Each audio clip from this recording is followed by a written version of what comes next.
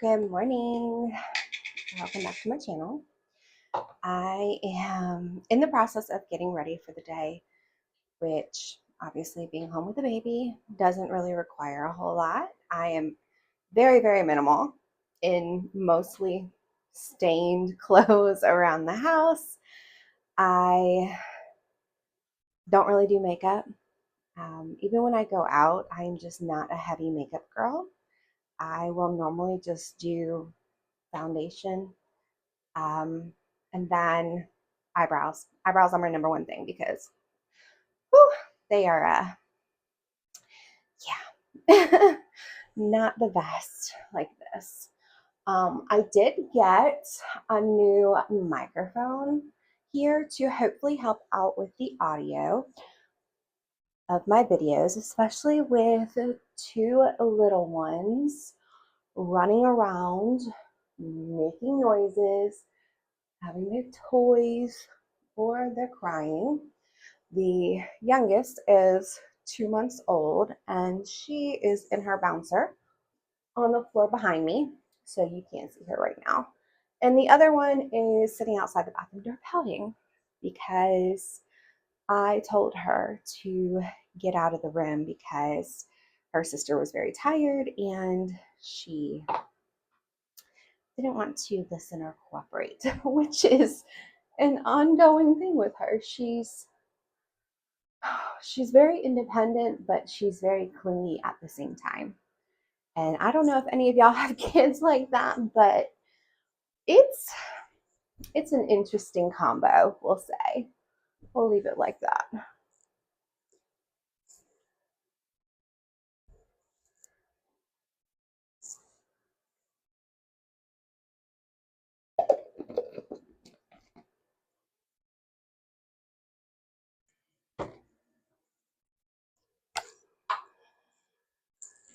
So I guess part of my postpartum journey has been very interesting because this is my fifth baby. I was a teen mom. So my oldest is in his 20s. My oldest two are in their 20s, actually. And youngest, obviously, is 2 months old. And this is my fifth C-section. And it was the first time that my C-section actually burst open. So I didn't have an infection, nothing like that. But one night I did notice that I had a lot of swelling, and I had made an appointment to go to the doctor about that swelling. And let's just say I didn't get there in time. My C-section burst open, and I have had to have multiple procedures for it because they discovered some blood clots from the CT scan in there, more fluid pockets. My fascia was necrotic. It was a whole thing. I still have an open wound. So what they don't tell you is they don't restitch you back together. So I've been dealing with that ongoing for many months now. And I don't even know if you can see it. Like, oh, there. It's covered. So you're not really seeing anything. But yeah, um, has not been fun to say the least. This this is my morning routine pretty much. So already brushed my teeth and I'm about to do coffee in a minute and moisturizer, spritz some little, it's a Kristen S leave-in conditioner on my hair to help with hydration. There's not a whole lot that I can do with my hair because postpartum hair loss is a thing. And then also just in general, I have hypothyroidism, I have autoimmune, I have multiple heart conditions, a pacemaker, all the stuff. So my hair is what it is. And that would be my daughter, my 4-year-old, closing the bathroom door right now in her little tantrum. So I am going to go ahead and go and get my coffee. I actually made my coffee last night and put it in the fridge because I am an iced coffee girly. Okay. It does not matter if it is the middle of winter. We can have 5 feet of snow outside. I'm still going to go for iced coffee. So I'm going to go get that now. Let's go get some iced coffee.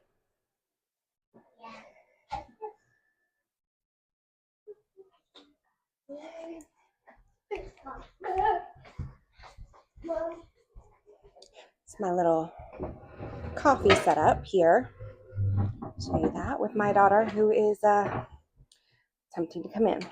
So kind of have my pods shoved over here. But for my iced coffee, I use, I don't even know if I have any more in here. I use Portado, which looks like this. And then I also use Melazio, which I don't think I have any more Melazio in here. I think I used the last one last night.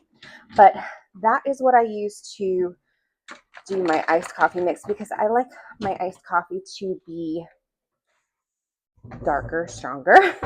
And then I use the 1883 vanilla syrup in it.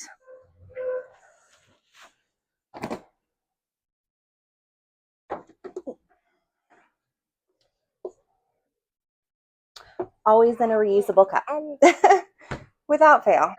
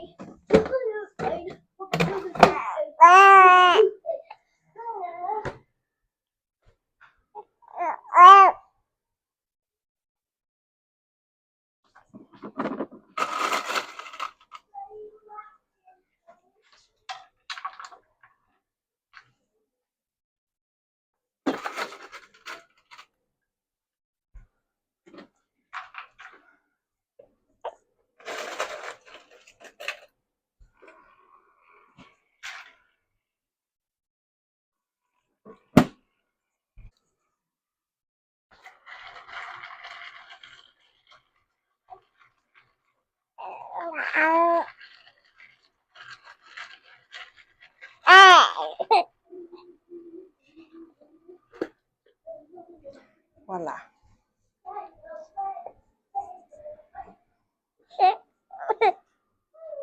So the other thing that I do because I'm breastfeeding is I will front load myself with electrolytes in the morning to help with that. So I'm going to show you guys my electrolyte drink that I do in the morning every day. It's a big old mix of stuff and you're going to be like, what the heck? But it works for me.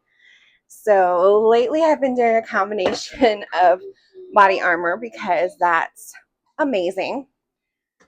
And then I throw a little bit of this Tropicana Essentials in there. Not a whole lot, just a little bit. It kind of adds to the whole tropical vibe.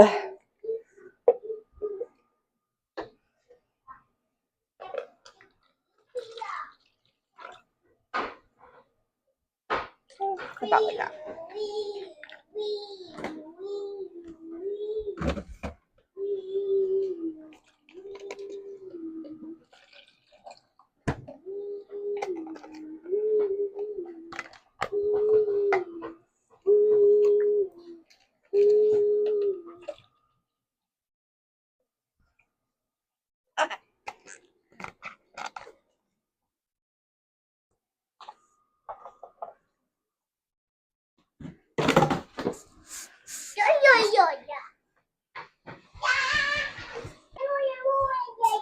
I take some water and a liquid IV packet, which I'm running low on those. I love them. So here's the liquid IV that I use. And now what you're going to see me do is chug the water. because that's what I do. I chug half the water. Again, front loading here. So I'm going to chug half the water, throw the liquid IV packet into it, and then mix it in with the drink and throw some ice in it.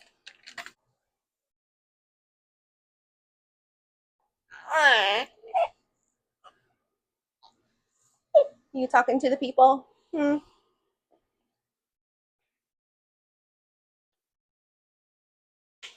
más. Está por ahí. And that would be my 4-year-old dragging stuff around, which you may have seen in the previous clip whenever I have it down. She has a big old box by the door, and she also has a bag of paper towels that she is currently sitting on and pushing around the house.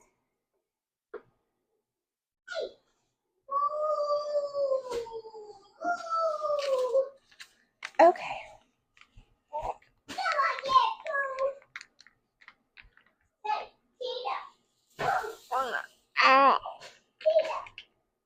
And this is the chaos that is my life.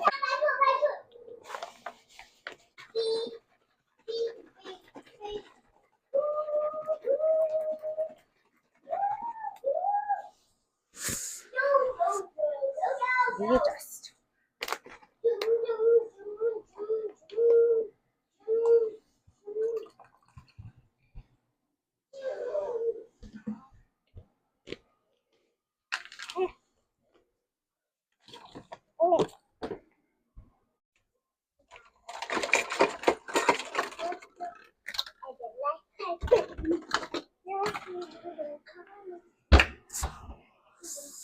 Mom, I can see your arm. Oh, where are you? Mom, you see me. You can't even see it. Oh, oh, you can't even see it.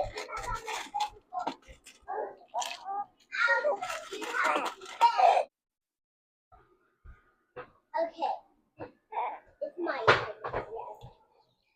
Oh, Mom, I can see you. Mm-hmm. When you live. Yeah, I'm so funny with it.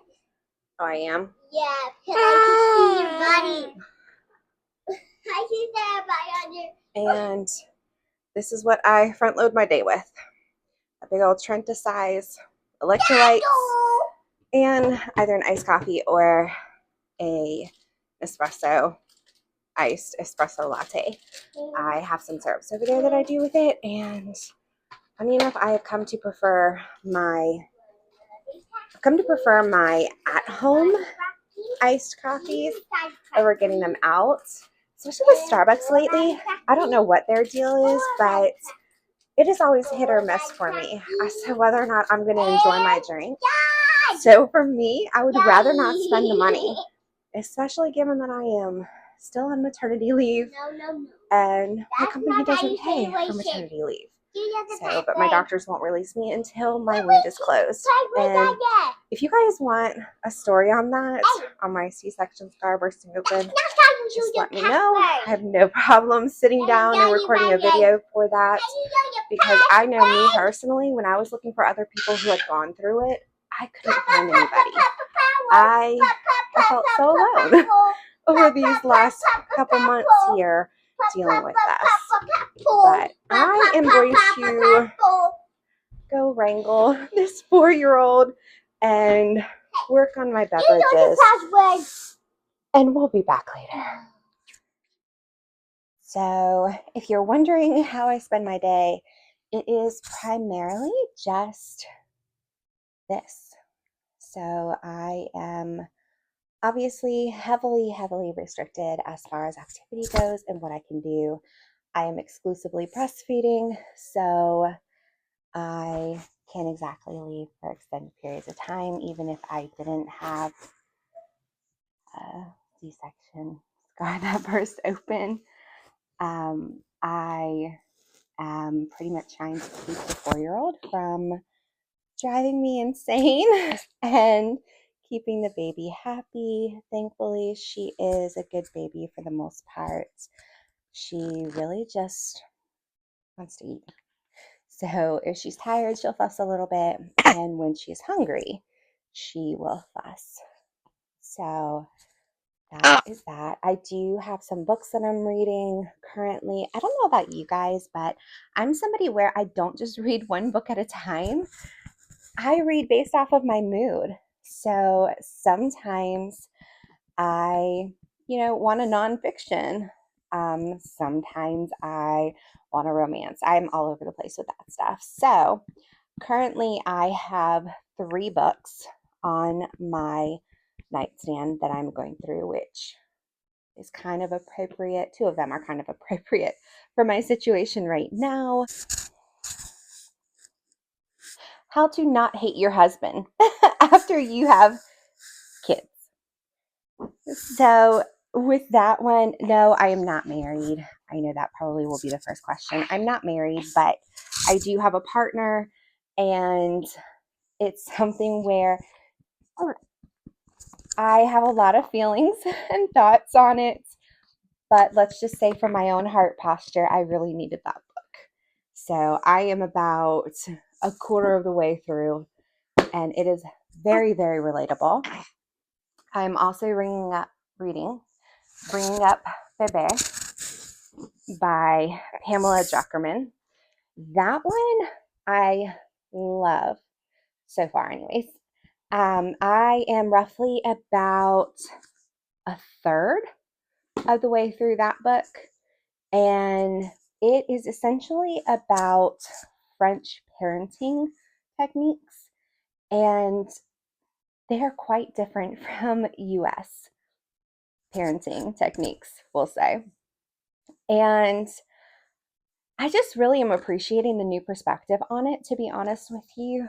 And I have taken some of the key tips that I've read so far, and I have implemented them, especially when it comes to the waiting period, which is basically just not getting baby the moment that he or she starts crying.